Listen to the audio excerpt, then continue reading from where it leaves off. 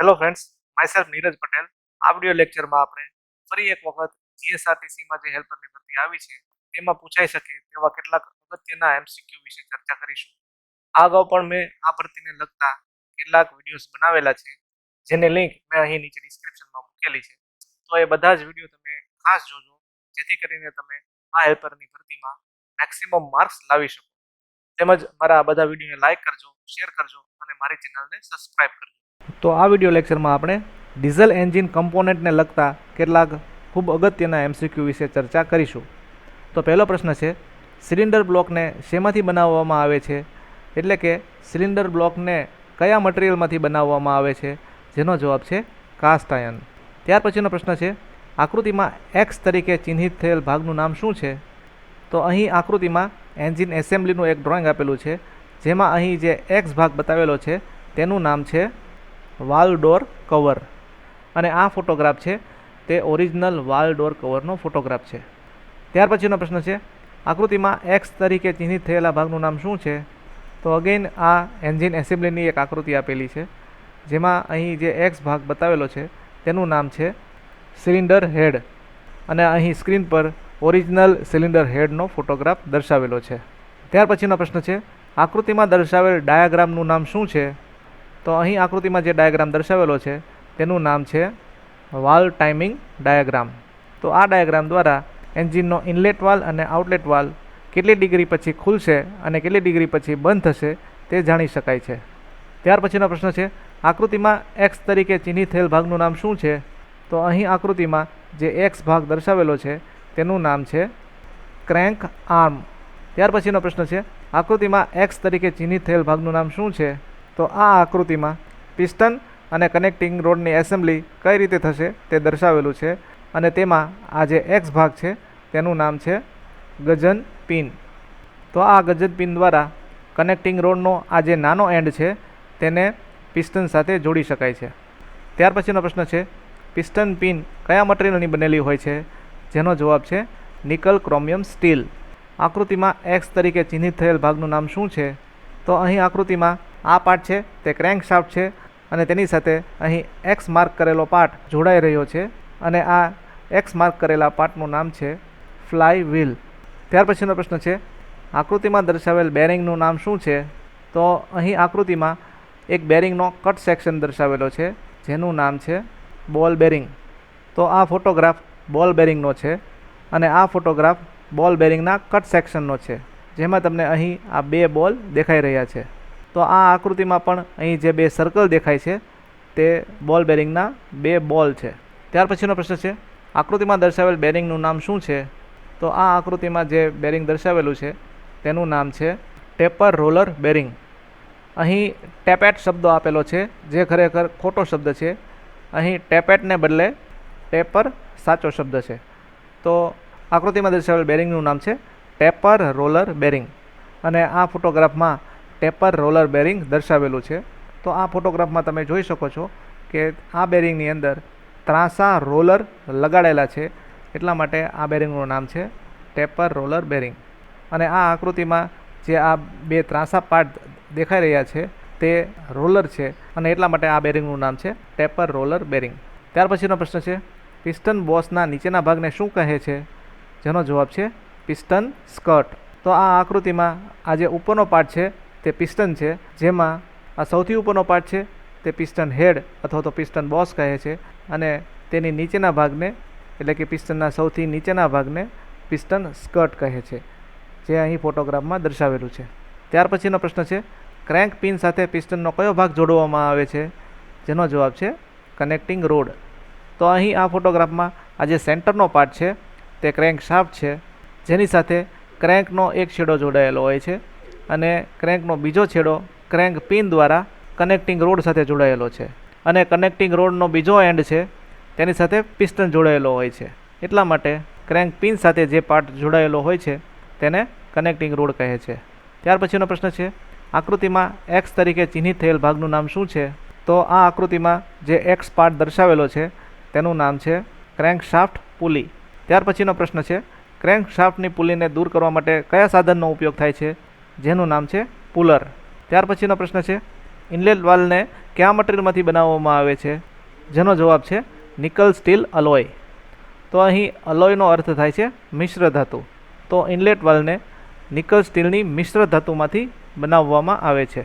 ત્યાર પછીનો પ્રશ્ન છે, આકૃતિમાં દર્શાવેલ વાલ્વ મિકેનિઝમનું નામ શું છે? તો અહીં આકૃતિમાં જે વાલ્વ મિકેનિઝમ દર્શાવેલી છે તેનું નામ છે સાઇડ હેડ વાલ્વ. ત્યાર પછીનો પ્રશ્ન છે, આકૃતિમાં એક્સ તરીકે ચિહ્નિત થયેલ ભાગનું નામ શું છે? તો આ આકૃતિ સાઇડ હેડ વાલ્વની છે, જેમાં અહીં એક્સ તરીકે ચિહ્નિત થયેલ ભાગનું નામ છે ટેપેટ. ત્યાર પછીનો પ્રશ્ન છે, આકૃતિમાં એક્સ તરીકે ચિહ્નિત થયેલ ભાગનું નામ શું છે? તો અગેઇન આ આકૃતિ સાઇડ હેડ વાલ્વની છે, જેમાં અહીં એક્સ માર્ક કરેલા પાર્ટનું નામ છે કેમ લોબ. ત્યાર પછીનો પ્રશ્ન છે, કેમ શાફ્ટને કયા મટીરિયલમાંથી બનાવવામાં આવે છે? જેનો જવાબ છે ફોર્જડ અલોય સ્ટીલ. ત્યાર પછીનો પ્રશ્ન છે, આકૃતિમાં દર્શાવેલ ડ્રાઈવનું નામ શું છે? તો આ આકૃતિમાં જે ડ્રાઈવ દર્શાવેલી છે તેનું નામ છે બેલ્ટ ડ્રાઈવ. ત્યાર પછીનો પ્રશ્ન છે, આકૃતિમાં દર્શાવેલ સાધનનું નામ શું છે? તો આકૃતિમાં દર્શાવેલ આ સાધનનું નામ છે પિસ્ટન રિંગ એક્સપેન્ડર. તો અહીં આ ફોટોગ્રાફમાં મારું જે કર્સર છે તે પાર્ટનું નામ છે પિસ્ટન, અને આ પિસ્ટન પિન એક્સપાન્ડર ટૂલ દ્વારા પિસ્ટન રિંગને પહોળી કરીને તેને પિસ્ટન પર ફિક્સ કરી શકાય છે. ત્યાર પછીનો પ્રશ્ન છે, ફ્લાય વ્હીલની ફેસ આઉટ માપવા માટે કયા સાધનનો ઉપયોગ થાય છે? જેનો જવાબ છે ડાયલ ઇન્ડિકેટર.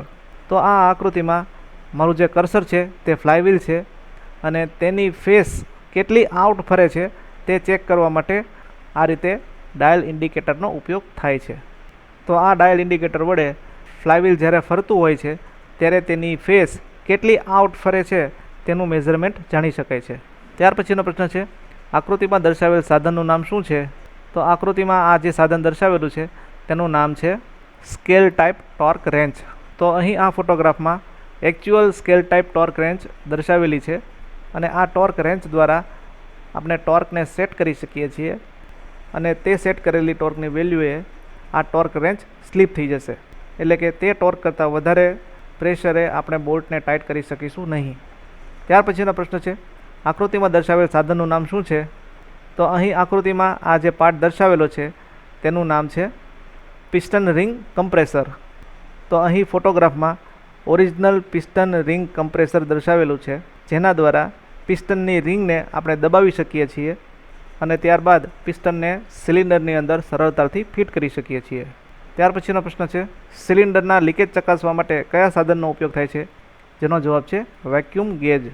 ત્યાર પછીનો પ્રશ્ન છે, ટેપર ક્લિયરન્સ તપાસવા માટે કયા સાધનનો ઉપયોગ થાય છે?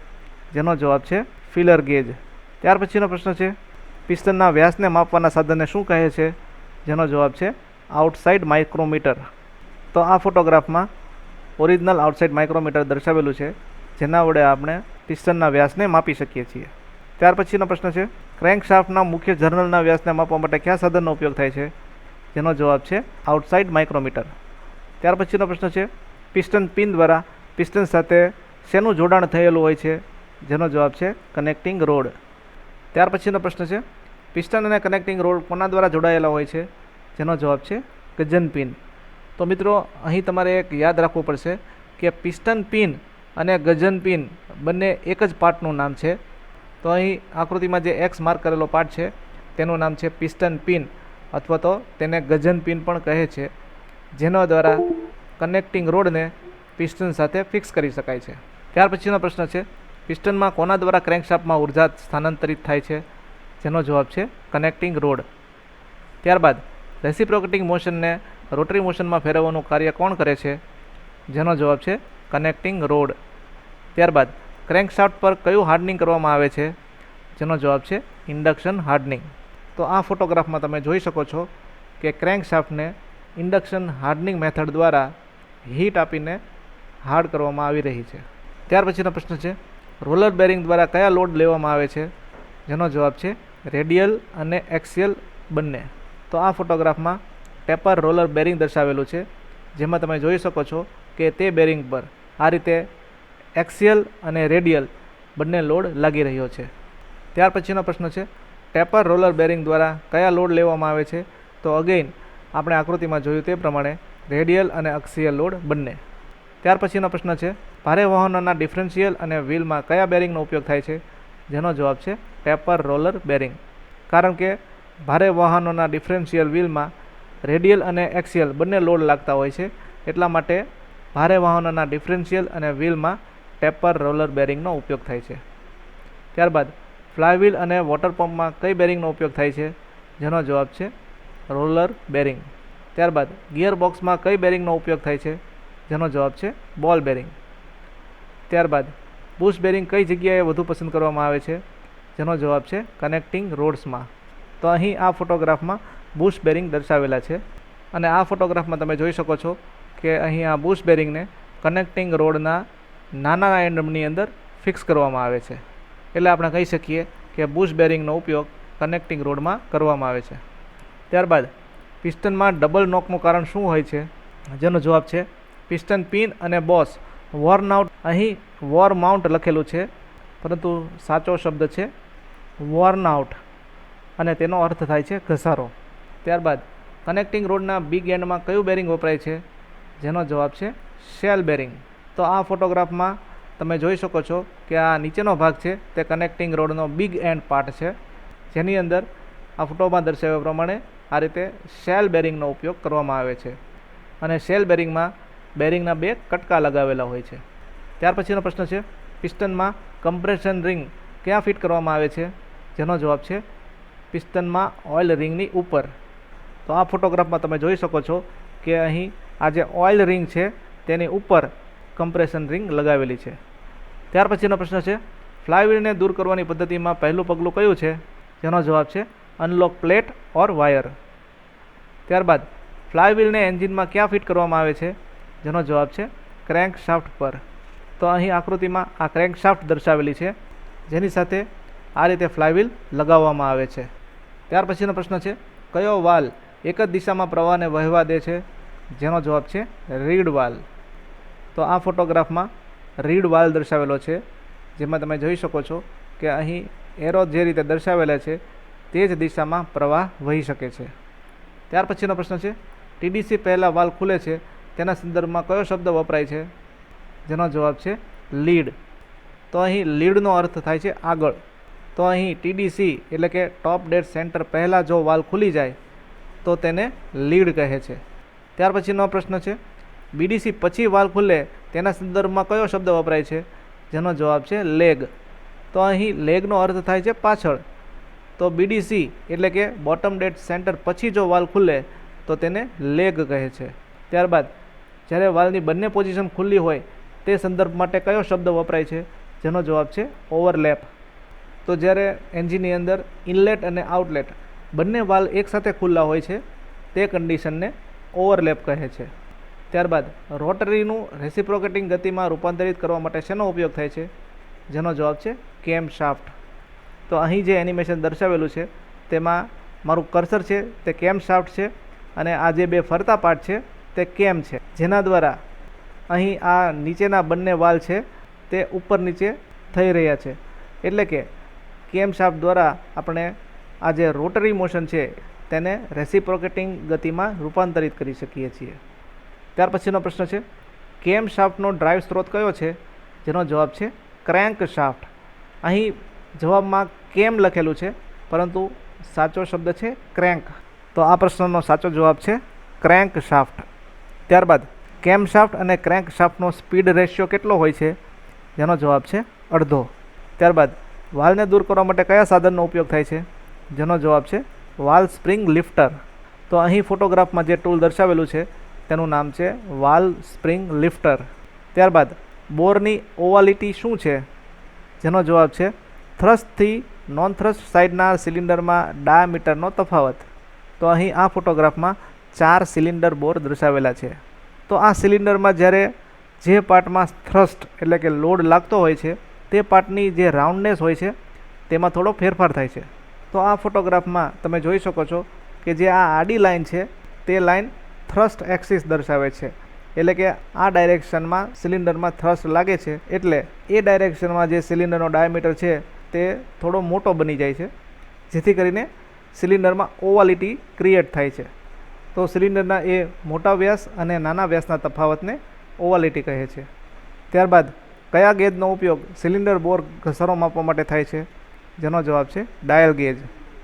ત્યારબાદ ટાઇમિંગ ચેનનો હેતુ શું છે?